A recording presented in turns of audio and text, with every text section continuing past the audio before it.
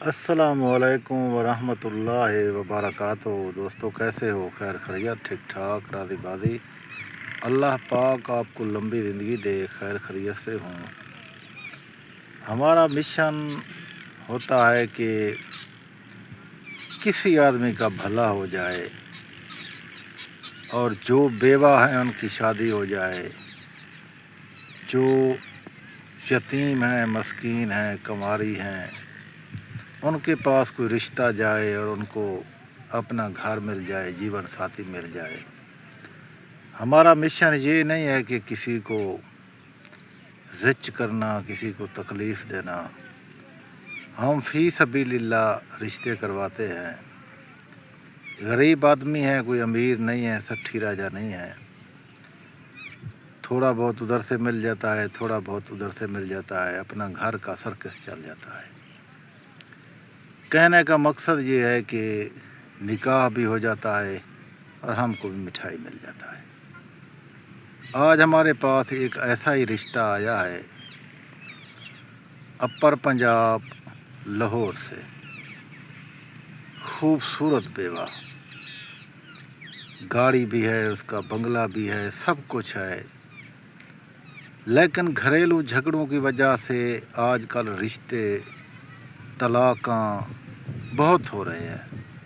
تھوڑی سی چنگاری لگتی ہے گھر میں، بنے ہوئے اچھے گھر بھی ٹوٹ جاتے ہیں۔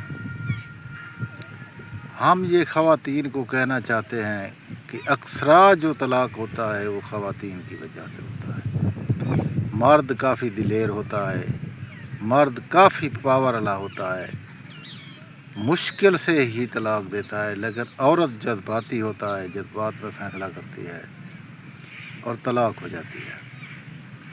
اس نے بھی غلطی کی، جھگڑا کیا، ساس بہو کا جھگڑا، اس کے بعد طلاق۔ اب خامند بھی چلا گیا، ساس بھی چلا گیا، بہو بھی چلا گیا، صرف واپس اکیلا بچ گئی۔ کوئی بھی عورت ہو، بیٹی ہو، بہن ہو، کوئی بھی عورت ہو، شوہر کے بغیر وہ ادھوری ہوتی ہے۔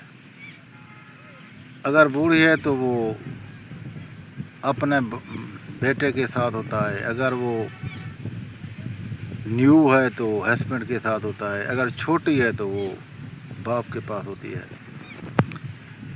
مقصد یہ ہے کہ عورت 24 گھنٹے ہی مرد کے پاس ہوتا ہے، صرف رشتوں میں فرق ہوتا ہے۔